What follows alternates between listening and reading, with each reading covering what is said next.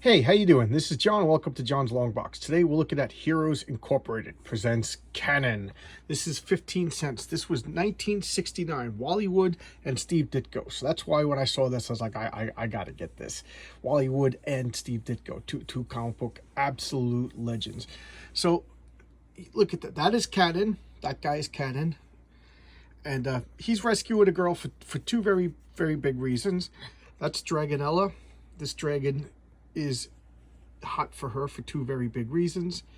And this is the Misfits. This girl is an artificial creation with telepathic powers, and this boy's staring at her for two big reasons. Okay, so let's check out this book. In case you couldn't tell, Wally Wood likes to draw big old boobies. All right, so we got the Mesa Hills investment in New Mexico.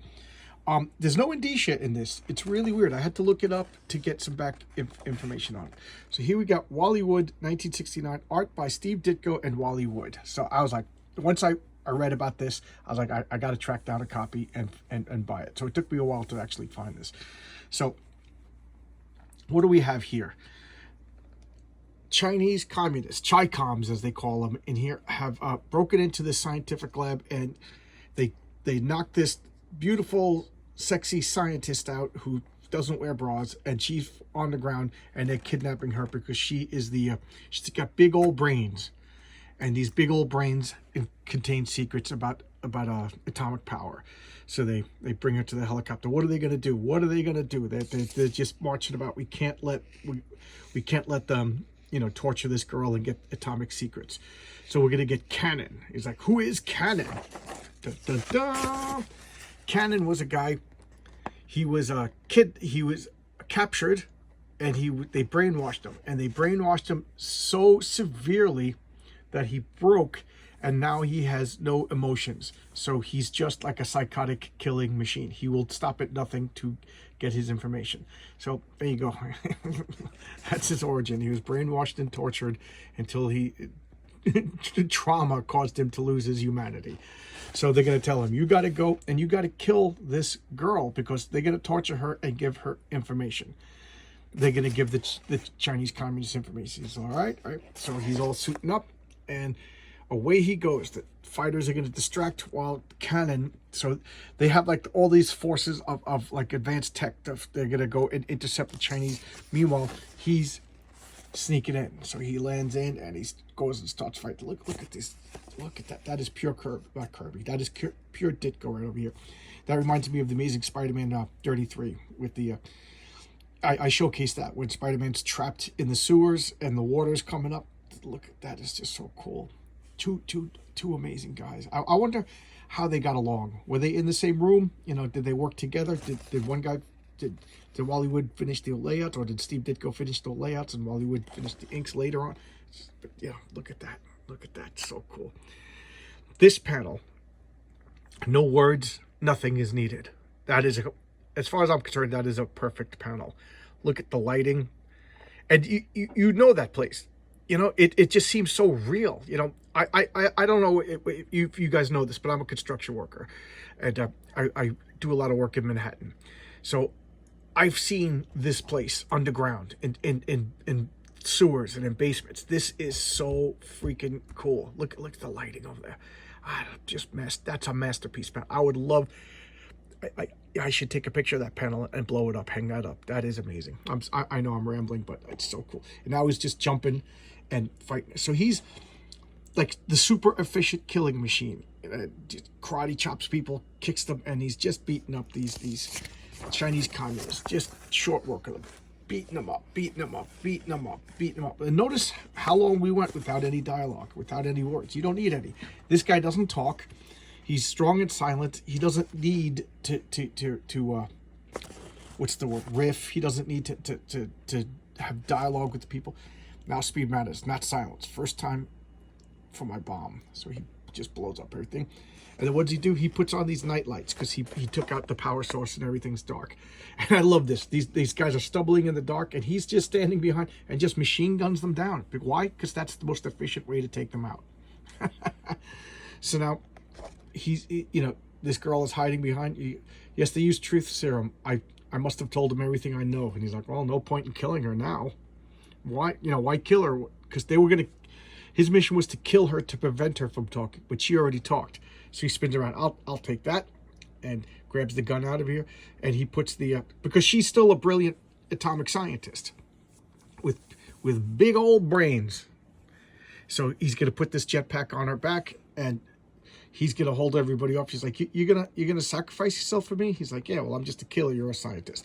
So he's doing the most efficient thing. Not because he's a hero, because he has no emotions. He's like a living robot. So she's, hiding back while he's pretty much, he takes out a bomb and he jumps above the door. And when they open up the door, he throws the bomb in there, and now she could get out and flies away. You're mad. So she flies away. The hook captured him. Where's Cannon? I'll explain in a minute. He goes, we have to order an immediate atomic attack. We can't take the risk. Poor Cannon. A tank, just what I need. So I love that. He jumps down and he just sticks the gun into the view portal of the cannon and just shoots, lets the ricochets take care of him. He's just, an efficient killer. Now he's in the tank, and what's he do? He gets into one of these MiGs and flies away. And here comes the atomic bomb. Ba-doom. Nuking China. And yay, everybody's alive. And she's just like, I love this. Cannon, I'm so glad. I thought but you did it. Let me kiss you. Hold on. Hold me, Cannon. You're great. Excuse me. I must make my report. Well, of all don't take it personally. That's just the Cannon's way. Business first. He has no emotions. He has no feelings for her. He just did what he thought was best for the mission. And he don't care about those big old brains. All right. So, diamond rings. That's odd. Visit a USO from your own home. And I'll talk a little bit about this. Now, look at this. Copyright Wally Wood. So this is Wally Wood's art, and R. Reese, I think, is doing the writing. Look at this crater. I love this panel. Believe it or not, my first exposure to Wally Wood was the very first issue that he did of where he debuted Power Girl. I got that as a kid, and I didn't know it. I didn't know it was a big deal. I just picked it up in the store. So I've known Wally Wood's artwork, at least casually for ever since I've been reading comics. I said it before, but I got to break out the Thunder Agents. So here we have this guy's talking about, they have excuse me. There's a alien race that's attacking the Earth. Like, it's kind of cool, actually. It's like kind of like phasing. So this planet just showed up into our solar system, and they're gonna mine the Earth. They mined their planet so much that the inside of the Earth is hollow, and they filled it with machinery. So now the planet is just a spaceship that flies around, and now it's coming to Earth. And its gravity isn't as intense as Earth because it's hollowed out. So now they're gonna come to Earth, and they're gonna do the same thing. Just strip mine and use all of the Earth materials and to continue their civilization. This cracks me up, though. So here's their saucer lands. A man emerged from their ship. Hey, he's a white man. That's a good sign, anyway. Try to talk to him. Maybe they're friendly. Because white men from space gotta be friendly, right? No, I mean white, like a sheet of paper. It's uncanny. He's just looking at this. I don't know why I like that. This guy is so alien. He's not even talking. They're talking to him. He pays him no mind. I don't know why. That kind of scares me more. Like, an alien being that just doesn't even recognize my existence, just keeps going about his business. Like, don't bother communicating. There's no chance of communicating. It's just a waste of time. Their minds are too alien. That is frightening. I don't know why. So, what are they gonna do? This girl is escaping, and you must go now. Back to Chicago. So this girl, she got caught robbing. Why is she robbing? Because she's starving. She escaped, and she can't get a job. She can't do it. She doesn't know anything because she's an artificial human. And now she's starved. She's like so weak, she just passes out with all the money. That's how weak she is. They bring her in, they feed her up, and they recognize she's got big old talents, and they use her in an experimental team called the Misfits. So she's going to communicate with Shag. That's a blue-skinned alien little boy, and a telepath. That's what I am. So she's using her telepathy to talk to the boy. And it's like, we got to rescue Glom. He's like, who's Glom? And this, to me, is actually pretty pretty bad, if you ask me. Like, bad is, they took a baby and mutated the baby into this gigantic hulking creature so that he could explore Jupiter. So here's the human scientists took an infant, an innocent little baby, mutated it into Glom, this gigantic hurt. So now it's like this infant, don't hurt me, don't hurt me. And they're forming a team called the Misfits. And she's got big old talents, so she's going to be the leader. There goes Shag and Glom. And there they go. So now they're going to recruit them to go to this alien mining planet and see what's up. So they, of course, you got to put her in a skin-tight outfit and send her up into space. So here comes Glom. Look at that. Just keep in mind, it's a baby. And Shag, who absolutely does nothing. He's useless. And they land on this planet. So this is an entire planet of these people. And now she's doing like some telepathic battle with this. And now she actually learns to communicate. Robots, defensive positions, let no one pass. Look at this alien thing. And I can't move. I can't. Mistra, that's her name. Mistra must have done it. So now they broke their telepathic. They had like a telepathic hindrance so that they couldn't move. And then they're still in a battle of wills. This alien being is just smacking her around. And now the robots are attacking. But that Glom's forte. He could just smash them all. So Shag is just pretty much absent. You know, he's just behind Glom as Glom is just hulking and crumphing and smashing and everything. So look at this. So what does she do? She is now gaining as Mystery begins to weaken. So she's like shrinking in her astral mental form. Hurry! And here she is. She's like getting tossed around and right. And now this guy is just looming over her. I tried. Glob, throw me. So now Shag does something. A little 1969 version of the fastball special, and he just lands up there. And look. So this guy's just sitting in his chair as Mr. is just being mentally dominated. And he's like, huh? And then crunch, just smashes him with the crowbar. Mr., are you all right? Is he dead? Oh, I got a good look into his mind. He's superior to us, but there was such an human cold ruthlessness. I feel sick. So this leader of this world, so that's what they do. They kill the leader of the world, and everybody else just goes about their business, and the planet just leaves because this leader of the world was dominating all the other aliens. Well, we beat him and we're free. But just one of them nearly conquered the Earth, and there's still a planet of them out there. And then 3 misfits, an android, an alien, and a mutant prepare to face an ominous future. I don't know. I'd like that. So this is just asking, what do you want? You know, so believe it or not, back in 1969, the people who made comic books actually cared what the customers wanted. So this is their first issue.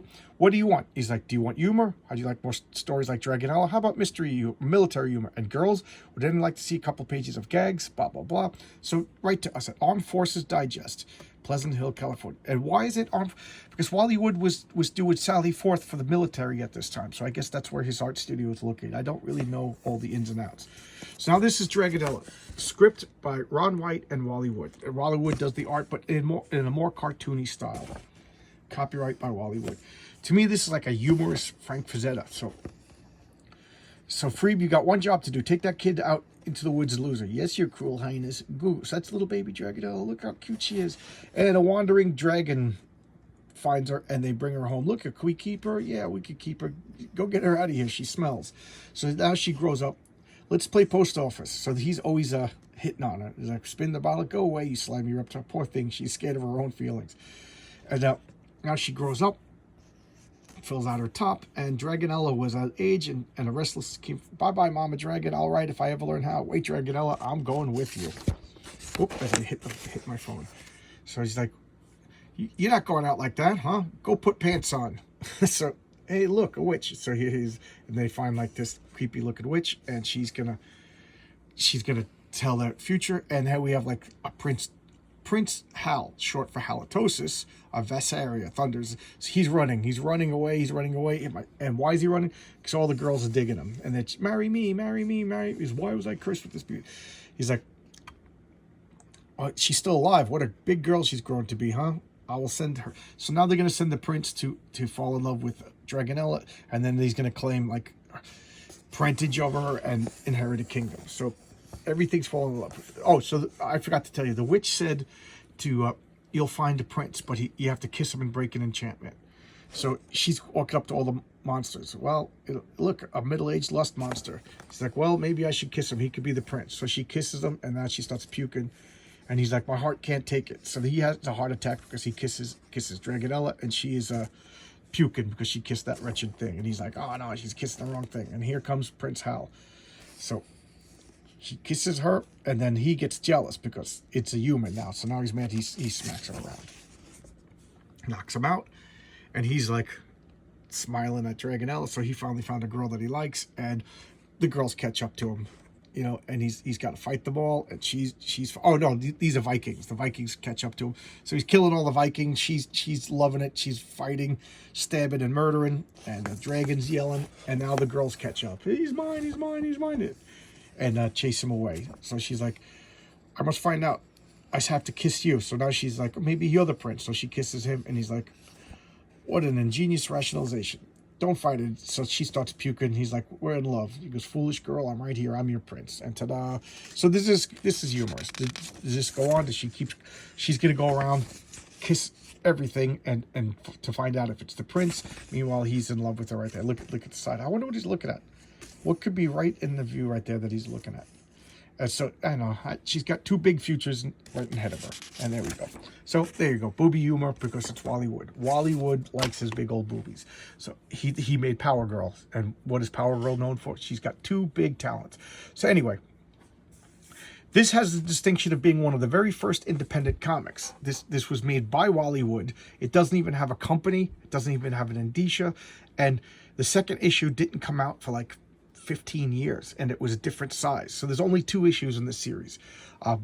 This is, notice it doesn't say issue number 1, doesn't say a company. You know, it's like I don't know what to explain. Just an oddity. And I know that 70,000 copies were given away to military people, and I guess the rest was sold to whatever. So I don't know. I bought this in a back issue bin. So I really like it. It's a fun. I got the second issue. If you like this, I'll show off the second issue. It's magazine sized, and there's really not much else to say other than I thought this was a fun issue. Steve Ditko, Wally Wood. What else do you want? All right. Thanks a lot, guys. I'll see you tomorrow in another video. Somebody requested Alpha Flight, so I'm going to look up some Alpha Flight. All right. Bye-bye.